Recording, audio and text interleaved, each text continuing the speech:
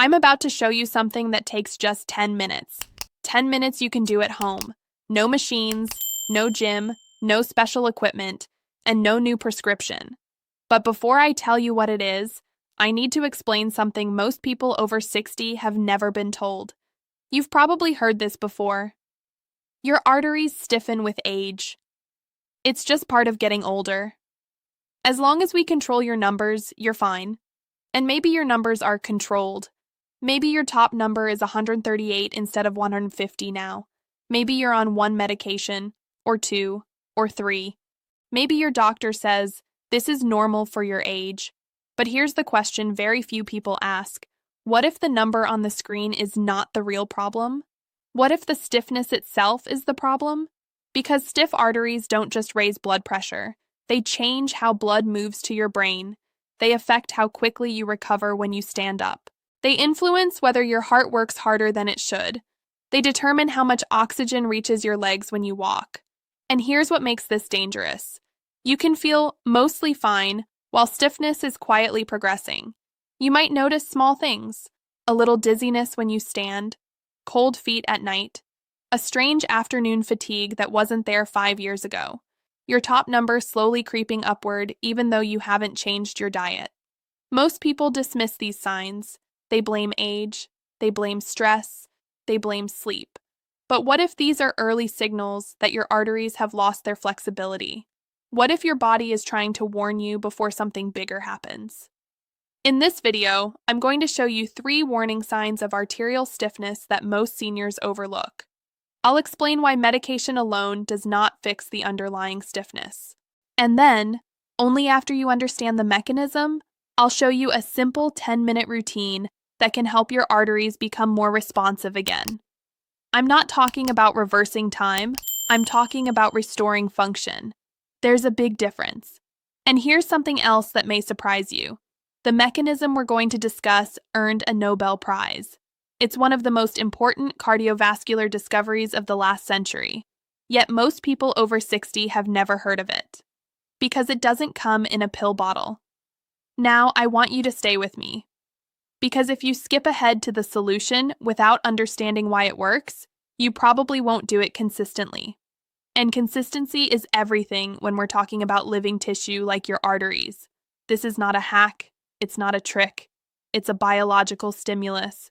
And your arteries respond to stimulus, or the lack of it, every single day. So before I show you the 10-minute flush that can help restore flexibility, let's start with something simple. Ask yourself this. Has your top number been slowly rising over the past few years, even though you're trying to take care of yourself? If the answer is yes, you're not alone. And what I'm about to explain may change the way you think about your blood pressure and your future entirely. If you're over 60, this may be the most important 10 minutes of your week. Let's begin. Let me tell you about Harold. Harold was 74 years old, a retired mechanical engineer, the kind of man who labeled storage boxes in his garage and kept a handwritten log of his monthly expenses. He believed in systems, he believed in discipline, and he believed that if you followed instructions carefully, things worked the way they were supposed to. For most of his life, they did. At 68, his doctor told him his blood pressure was a little high. Nothing dramatic, just slightly elevated. Normal for your age, the doctor said. We'll start something mild. Harold didn't argue. He took the prescription exactly as directed. 3 months later, his numbers improved. Problem solved. Or so he thought. But over the next few years, something subtle began to happen. His top number, the systolic number, started creeping up again. 138, 139, 140. Arteries stiffen as we age, the doctor explained calmly. We'll adjust the dose. Harold nodded.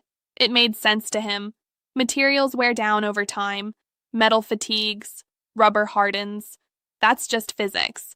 So when a second medication was added at 71, he accepted it without much concern. The numbers looked better again. On paper. But around that same time, he started noticing small things. When he stood up too quickly after dinner, he felt a brief wave of lightheadedness. Not enough to fall. Just enough to grab the back of a chair. His feet were colder at night than they used to be, and during his morning walks he had taken faithfully for 20 years, his legs felt heavy during the first 5 minutes. He assumed it was circulation, or maybe just age.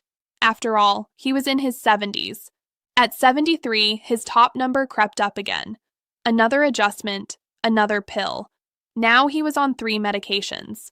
And here's what's important. Every time he visited the clinic, the nurse would wrap the cuff around his arm. The numbers would appear. "Looks controlled," she would say. Controlled. That word gave him comfort, but something inside him felt slightly off. He couldn't quite explain it. He was more tired in the afternoons. Not exhausted, just dimmed, like someone had turned the brightness down slightly on his internal energy. Still, he pushed it aside, until one evening. He had finished dinner. He stood up from the table to take his plate to the sink, and the room tilted. Not dramatically, not violently, just enough that his vision narrowed. He reached for the counter, missed it, and fell. It wasn't a major fall, but it was enough to frighten both him and his wife. At the emergency room, his blood pressure lying down looked acceptable. But when the nurse had him sit and then stand, something changed. His pressure dropped sharply for several seconds before stabilizing. The doctor called it orthostatic hypotension, common in older adults, especially those on multiple blood pressure medications. But that explanation didn't fully capture what was happening. Here's what was really going on. Harold's arteries had become stiff, and stiff arteries don't adjust quickly. When a healthy artery is flexible, it expands and recoils with each heartbeat. It buffers pressure. It adapts instantly when you change position. But when arteries lose elasticity, that buffering system weakens. So when Harold stood up, gravity pulled blood toward his lower body. Normally, flexible arteries and healthy endothelial function would respond immediately, tightening slightly where needed, redirecting flow to the brain. But his vessels were rigid, slow to respond. And here's the critical part. The medications had lowered his resting pressure, but they had not restored the flexibility of the arterial wall itself. So on paper, his numbers were controlled. But in motion, in real life, his vascular system struggled to adapt. No one had explained that distinction to him before. The ER visit didn't end in catastrophe. He went home the same night. But something changed in his thinking. For the first time, he asked a different question. Not, how do I lower the number? But why are my arteries stiff in the first place? Because lowering pressure and restoring elasticity are not the same thing. And that difference, that misunderstanding, is where many seniors get trapped. They treat the reading, but the underlying stiffness quietly progresses. Harold had done everything right. He took his medication. He showed up for appointments. He walked daily. Yet no one had told him that arteries are living tissue, and living tissue responds to stimulus, or the lack of it. What happened next surprised him. But before I tell you how Harold began changing the flexibility of his arteries and what shifted over the next several months, I want to tell you about someone very different. Because not everyone experiences stiffness the same way. Some people don't faint, they don't fall, they just feel slower. And that brings us to Linda. Linda was 67. Unlike Harold, she wasn't analytical or methodical. She was warm, social. The kind of grandmother who remembered every birthday and hosted Sunday lunches without writing anything down. She had always been sharp, quick with names, quick with stories, quick with laughter. At her annual checkup, her doctor mentioned that her blood pressure was borderline, 136/82. Nothing to panic about, he said. Just keep an eye on it. And she did. But over the next year, she began noticing something subtle. Around 2 or 3 in the afternoon, a strange fog would settle in. Not sleepiness exactly, just a heaviness in her thinking. She would walk into the kitchen and forget why she went there. Pause mid-sentence, searching for a word she normally would have found instantly. At first, she laughed it off. Senior moment, she'd joke. But privately, it unsettled her. Because this wasn't her. She hadn't changed her diet. She was active. She slept reasonably well. Yet something felt slightly dimmed. The same word Harold might have used. though they never met. At 68, her systolic number rose again, 139, then 142 at a pharmacy machine. Her doctor suggested starting a low-dose medication. Preventative, he called it. But Linda hesitated. She wasn't afraid of medication, she was afraid of decline. Her mother had developed dementia in her late 70s. That memory lingered in the back of her mind like a quiet shadow. So when the brain fog persisted, she scheduled a cognitive screening. The neurologist told her everything looked normal for her age. Normal, that word again. But what if normal isn't optimal? Here's what no one explained to her. The brain is extraordinarily sensitive to blood flow patterns. It doesn't just need blood, it needs smooth, well-regulated pulsatile flow. When arteries are flexible, they cushion the force of each heartbeat before blood reaches the brain's delicate vessels. But when arteries stiffen, something different happens.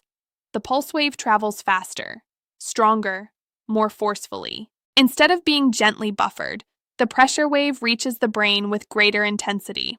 Over time, this can affect the smallest vessels, the microcirculation responsible for clarity, focus, and sustained mental energy. And here's the important distinction. Linda's blood pressure was not dangerously high. It was borderline. But arterial stiffness can begin long before blood pressure becomes extreme.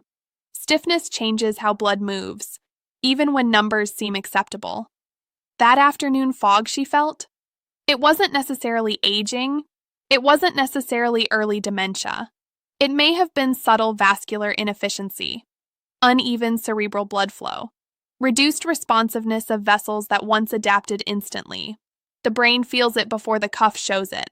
That's the part most people don't realize. Linda began paying attention to patterns. On days she moved more, she felt clearer. On days she was sedentary, the fog deepened. That observation became the turning point. Because stiffness is not just a structural issue, it's a functional one. And function can change. Within weeks of adjusting a specific daily stimulus, something simple, something rhythmic, something designed to increase vascular responsiveness, she noticed something surprising. The afternoon fog began arriving later, then less intensely. Her word recall sharpened, not dramatically overnight, but gradually, steadily. Her blood pressure readings? They didn't plummet. But her pulse pressure, the difference between her top and bottom number, began narrowing slightly. That's a subtle but meaningful shift. Because pulse pressure often reflects arterial flexibility more than the absolute systolic number alone. Linda didn't feel younger. She felt clearer. And clarity brought confidence. Now, before I explain exactly what changed for her and why it works at the cellular level, we need to understand something fundamental. Arteries are not passive tubes. They are active, living tissue. And what happens inside them is far more dynamic than most people realize. Let's talk about what stiff arteries really mean. To understand what happened to Harold and what Linda began to reverse, we need to correct a very common misunderstanding. Arteries are not pipes. They are not rigid plumbing fixed inside your body. They are living, muscular, responsive tissue. Every time your heart beats, it pushes blood forward in a pulse. Not a steady stream, a pulse. When your arteries are healthy and flexible, they expand slightly with each beat. They stretch, they absorb part of that force, then they recoil gently, helping push blood forward smoothly. This expansion and recoil is not minor, it is essential. It protects your brain from excessive pressure. It reduces strain on your heart. It maintains steady flow between beats. Think of it like a shock absorber in a car. If the shocks are flexible, the ride feels smooth. If they are stiff, every bump transfers force directly to the frame. Now here's what happens as arteries stiffen. They lose elasticity, collagen increases, elastin decreases. The vessel wall becomes thicker and less compliant. So when the heart pumps, the artery doesn't cushion the force the way it used to. The pressure wave travels faster. This is measurable. In cardiology, it's called pulse wave velocity. The faster the wave travels, the stiffer the artery. And stiffness creates a specific pattern in your blood pressure numbers. The top number, systolic, rises. The bottom number, diastolic, may stay the same or even fall. The gap between them widens. That gap is called pulse pressure. If your blood pressure is 150/70, your pulse pressure is 80. That widening gap can be a silent sign of arterial stiffness. Most people focus only on the top number, but the space between the numbers tells a deeper story. Now let's go one level deeper. Inside every artery is a thin inner lining called the endothelium. This layer is only one cell thick, but it is one of the most powerful regulatory systems in your entire body. It decides when arteries relax, when they tighten, when blood flows smoothly, when inflammation rises. In 1998, 3 scientists were awarded the Nobel Prize for discovering something extraordinary about this inner lining. They discovered that the endothelium produces a molecule called nitric oxide. Nitric oxide is not a vitamin. It is not a hormone. It is a gas your body makes naturally, and it acts like a signal. When nitric oxide is released, it tells the surrounding muscle in the artery wall to relax. Relaxed arteries expand. Expanded arteries reduce resistance. Reduced resistance lowers strain. Nitric oxide is the body's natural vessel relaxer. Without it, arteries become tense, reactive, less adaptable. With aging, and especially with inactivity, poor diet, chronic inflammation, and certain medications, nitric oxide production can decline. When that happens, arteries don't just stiffen structurally, they lose responsiveness. That's the key word, responsiveness. Harold's arteries were not responding quickly when he stood up. Linda's cerebral vessels were not regulating flow smoothly in the afternoon. Stiffness is not just about blockage. It's about loss of adaptability. And here's the part most people are never told. You cannot simply swallow flexibility. Medication can lower pressure. But pressure reduction is not the same as restoring endothelial responsiveness. Restoring responsiveness requires stimulus. The endothelium reacts to mechanical signals. It senses blood flow. It senses friction along the vessel wall. When blood moves with greater velocity, safely and rhythmically, it creates something called shear stress. That friction is not harmful. In fact, it is beneficial. Shear stress is one of the strongest natural triggers for nitric oxide release. More nitric oxide, more relaxation, more flexibility. Less stimulus, less nitric oxide, more stiffness. This is why 2 people with the same blood pressure reading can have very different vascular health. One has flexible arteries under temporary stress. The other has stiff arteries being forced open by medication. On paper, they look similar. Functionally, they are not.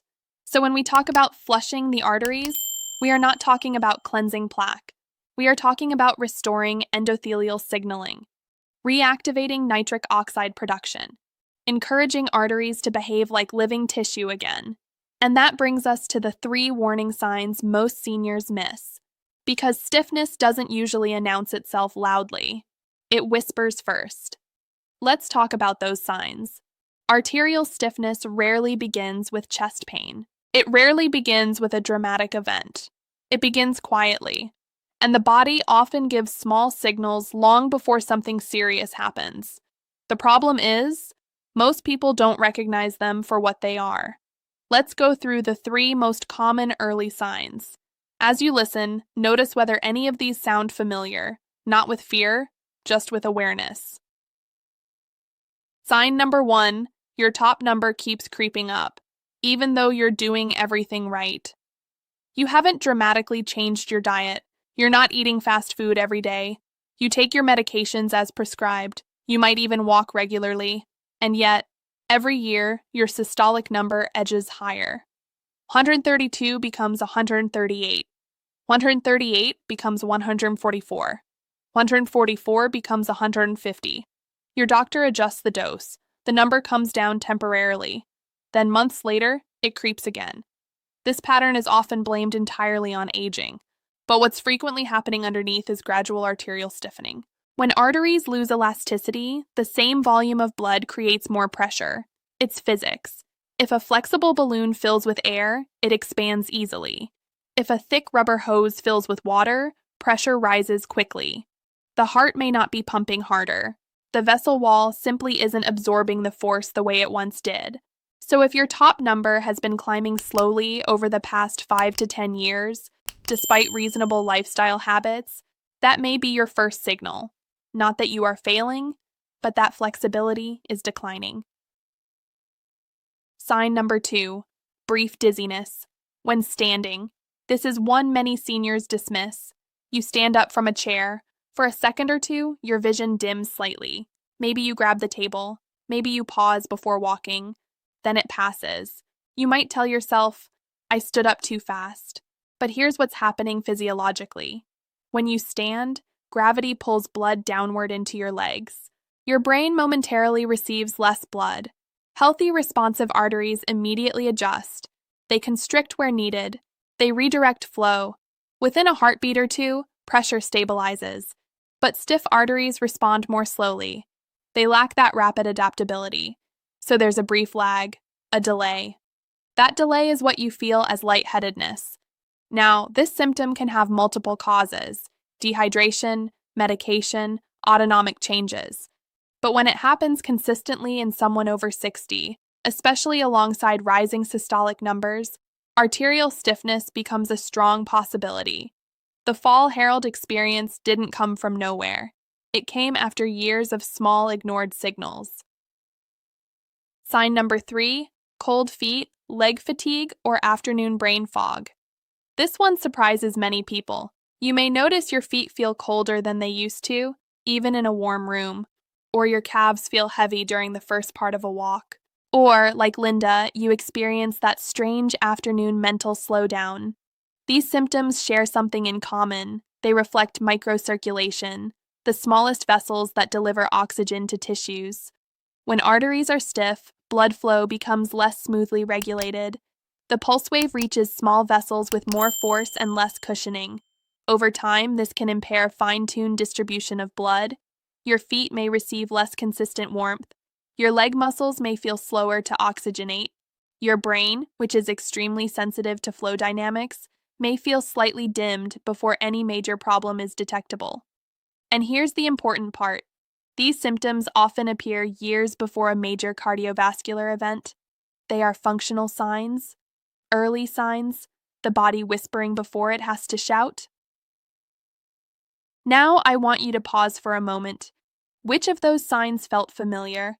Was it the creeping top number, the brief dizziness, the cold feet, or afternoon fog? You don't need to diagnose yourself, but awareness changes behavior. Because once you recognize stiffness as a functional issue, not just a number, the solution begins to make sense. And now we can talk about the part you've been waiting for, the 10-minute flush, not a cleanse, not a detox, not a supplement, a stimulus, a deliberate signal to your arteries that it's time to respond again. Let's talk about how it works. Now that you understand what stiffness actually is and why it develops, the solution will make much more sense. We are not trying to scrub plaque out of your arteries. We are not trying to force pressure down. We are trying to restore responsiveness. And to do that, we use something your arteries are designed to react to: rhythmic increases in blood flow. Let me explain. Inside your arteries, that thin inner lining, the endothelium, is constantly sensing movement. When blood flows smoothly and with slightly increased velocity, it creates friction along the vessel wall. This friction is called shear stress. Now, the word stress sounds negative, but in this case, it's beneficial. Shear stress is one of the strongest natural triggers for nitric oxide release. And nitric oxide is the signal that tells your arteries to relax. More shear stress, more nitric oxide. More nitric oxide, better flexibility. Better flexibility, lower strain on the heart and brain. This is the mechanism, and this is why what I'm about to describe works. We call it the 10-minute flush. Not because it cleans anything out, but because it creates a wave of increased blood flow through the vascular system, a wave that reactivates endothelial signaling. Here's how it works. It's simple. 4 movements, 2 minutes each, with about 30 seconds of gentle rest in between. Total time, roughly 10 minutes. You can do this at home. You do not need to be athletic. You do not need to exhaust yourself. In fact, exhaustion is not the goal. Moderate intensity is the goal. You want your heart rate elevated, you want to feel warm, you want your breathing slightly deeper than normal, but you should still be able to speak in short sentences. The first movement is high knee marching in place, not running, not jumping, just deliberate marching. Lift the knees slightly higher than normal walking. Swing the arms naturally. This engages large muscle groups in the legs and hips, increasing blood return to the heart. 2 minutes. Rest briefly. The second movement is either a wall sit or slow chair stands. If your knees tolerate it, lean against a wall and sit into a partial squat. If that's uncomfortable, sit in a sturdy chair and stand up slowly, then sit back down. Controlled, rhythmic, large muscles contracting and releasing. 2 minutes. Rest. The third movement is wide arm circles or overhead reaching. You may not think of the upper body as important for circulation, but it is. Raising and lowering the arms increases demand on the heart and stimulates flow through the upper arterial branches. 2 minutes. Rest. The fourth movement is side step touches. Step to the right. Bring the other foot in. Step to the left. Bring the other foot in. Keep it steady. Keep it rhythmic. This lateral movement recruits additional muscle groups and sustains vascular demand. 2 minutes. That's it. 4 simple movements. 10 minutes total. Now here's what's happening inside your body during those 10 minutes. As muscles contract, they squeeze veins and push blood back toward the heart. Cardiac output increases. Blood moves more quickly through your arteries. That increased velocity creates shear stress along the endothelial lining. The endothelium senses it. Nitric oxide production increases. Arteries relax slightly. Over time, and this is important, repeated stimulation improves endothelial function. This is not a one-day fix. It's a training effect. Just as muscles adapt to resistance training, arteries adapt to flow. Research shows that consistent moderate aerobic stimulation improves arterial compliance, even in adults over 70. Living tissue responds to repeated signal. Now let me clarify something. This is not about pushing through pain. If you feel chest discomfort, severe dizziness, or unusual symptoms, you stop and consult your physician. If you are on blood pressure medication, especially multiple medications, monitor how you feel after sessions. Sometimes responsiveness improves faster than expected, but for most people, the first noticeable change is not the number on the cuff. It's warmth in the hands and feet. It's clearer thinking after movement. It's less heaviness in the legs. Numbers often follow function, and here's something critical. Intensity is less important than consistency. 10 minutes, 5 days a week, is more powerful than 30 minutes once a week. You are sending a daily message to your arteries. Stay flexible. Stay responsive. Stay alive to movement. Harold began doing this 3 times per week at first. Linda noticed her clarity improved most on the days she moved. Neither of them felt dramatic change in a single session. But over weeks, the pattern shifted. Because arteries, like muscles, remodel gradually. Now, there's a way to amplify this effect naturally. A dietary factor that works through the same nitric oxide pathway, but in a different way. And there's also a common mistake that can block that pathway without people realizing it. Let's talk about that next. Now that you understand how movement stimulates nitric oxide through shear stress, let's talk about how to amplify that pathway naturally. Because your body has 2 primary ways of producing nitric oxide. The first is what we just discussed, mechanical stimulation from blood flow. The second comes from certain compounds in food, specifically dietary nitrates, not the processed meat kind, the plant-based kind. Leafy greens, especially arugula, spinach, and Swiss chard, are rich in natural nitrates. Beetroot is another powerful source. Here's how it works. When you eat nitrate-rich vegetables, the nitrates are absorbed and enter your bloodstream. But they aren't active yet. They need to be converted. And this is where something fascinating happens. Beneficial bacteria on your tongue convert nitrates into nitrites. When you swallow, those nitrites can then be further converted into nitric oxide inside your body. So unlike the shear stress pathway, which depends on blood flow, this pathway depends on oral bacteria and digestion. Two different routes, same destination, nitric oxide. And when both pathways are active, movement plus nitrate-rich foods, the effect can be synergistic. In simple terms, movement stimulates production. Vegetables provide building blocks. Now here's the part most people never hear. If you use strong antiseptic mouthwash every day, you may be disrupting this pathway. Antibacterial mouthwash doesn't distinguish between harmful bacteria and beneficial nitrate-converting bacteria. Studies have shown that frequent use of antiseptic mouthwash can blunt nitric oxide production and may even slightly increase blood pressure in some individuals. This doesn't mean you should abandon oral hygiene. It means moderation matters. If you use mouthwash, avoid using it immediately after consuming nitrate-rich foods. Give your body time to complete the conversion process. That small adjustment can preserve the effectiveness of this natural pathway.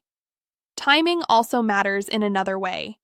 If you perform your 10-minute flush in the morning, you stimulate nitric oxide production mechanically. If you consume nitrate-rich vegetables later in the day, perhaps at lunch, you reinforce the signal biochemically. You are essentially reminding your arteries twice in one day to stay flexible. Now, let's be realistic. You don't need exotic powders. You don't need expensive juices. A simple handful of arugula added to a meal, a serving of steamed spinach, half a cup of roasted beets. Consistency matters more than quantity. And here's something encouraging. Many people report that when they combine moderate daily movement with regular intake of nitrate-rich vegetables, they notice warmer hands and feet within weeks. That's microcirculation improving. It's not magic, it's physiology. But there's another layer we need to discuss. Because stiffness is not only about nitric oxide. Over time, arteries can also accumulate calcium in their walls. And when calcium settles in arteries instead of bones, flexibility decreases further. This leads to something often called the calcium paradox. Understanding that paradox can make the difference between protecting your arteries and unintentionally stiffening them further. Let's talk about that next. There is another factor that can quietly influence arterial stiffness, and most seniors encounter it at some point: calcium. If you've ever had a bone density scan showing osteopenia or early osteoporosis, you were probably told to increase your calcium intake. That advice makes sense on the surface. Bones require calcium to remain strong. Fracture risk rises when bone density falls, so increasing calcium appears logical. But the body's calcium system is more complex than simply adding more.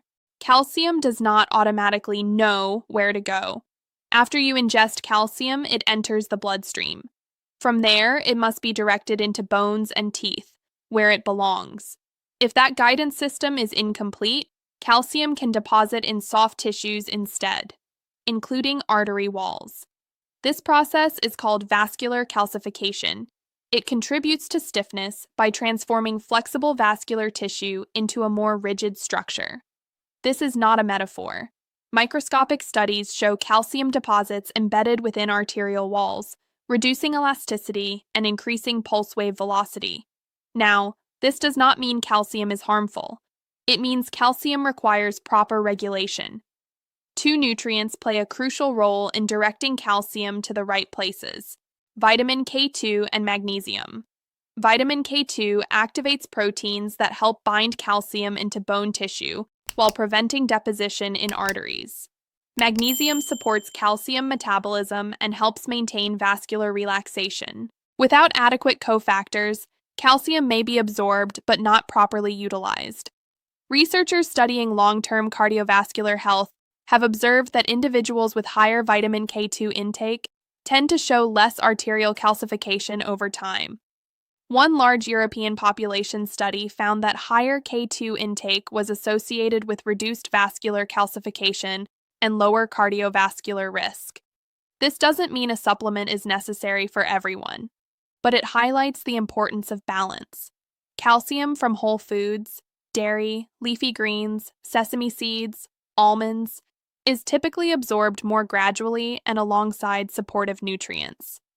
Supplementation decisions should always be made with a healthcare professional, especially for individuals with kidney disease, vascular disease, or those taking medications affecting calcium metabolism.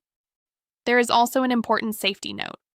Vitamin K can interact with certain blood-thinning medications, such as warfarin. Anyone taking anticoagulants should consult their physician before increasing vitamin K intake from supplements.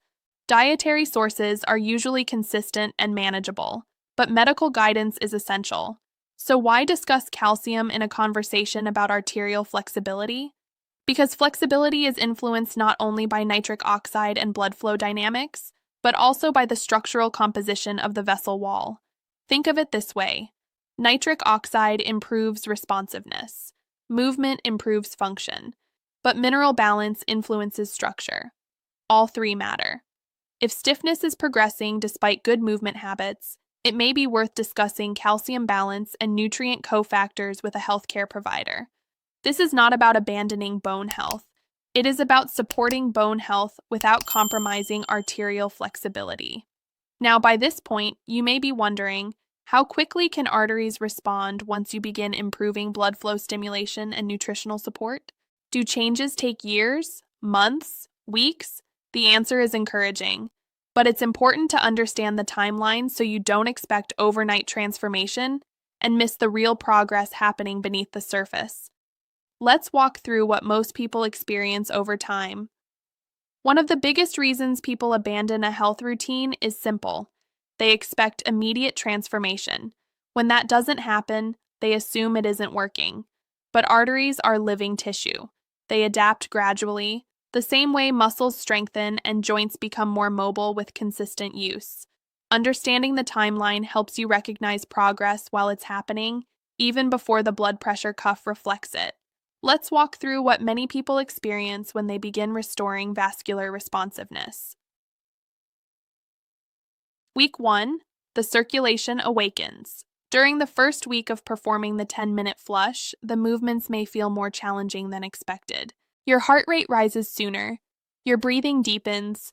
You may feel slightly winded. This is not a warning sign. It is your cardiovascular system waking up to increased demand. By the 4th or 5th session, many people notice movements feel easier, recovery is quicker, warmth spreads through hands and feet. That warmth is increased circulation. If nitrate-rich vegetables are added during this week, some people also notice a subtle reduction in afternoon sluggishness. Not stimulation, just less heaviness. Week 2-3, functional improvements. Begin. This is when early functional changes often appear. You may notice less dizziness when standing, legs feel lighter during walks, improved endurance during daily tasks, clearer thinking after movement. These changes occur because blood flow regulation improves before structural changes occur. The brain and muscles feel improved delivery first. Blood pressure numbers may remain similar. That's normal. Function improves before metrics shift. Week 4-6, measurable shifts. At the 1 month to 6 week mark, some individuals begin seeing modest changes in readings. Not dramatic drops, but meaningful shifts. Systolic pressure may decrease slightly. Pulse pressure, the gap between top and bottom numbers, may begin to narrow. Even a 3 to 5 point improvement in pulse pressure suggests improving arterial responsiveness. More importantly, recovery after activity improves. You feel steadier, more resilient. 3 months, endothelial adaptation. By 12 weeks, the inner lining of the arteries, the endothelium, begins functioning more efficiently. This is where consistency matters. Repeated shear stress signals encourage greater nitric oxide availability and improved vascular reactivity. Circulation to extremities often improves noticeably. Cold feet may become less frequent. Walking endurance improves. Mental clarity becomes more consistent. These changes reflect improved vascular function, not temporary stimulation. 6 months, structural influence. While flexibility improves early, structural remodeling takes longer.